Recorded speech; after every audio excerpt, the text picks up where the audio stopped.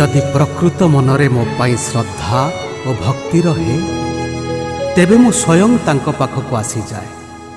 यह मोर भक्त प्रति मोर भाव।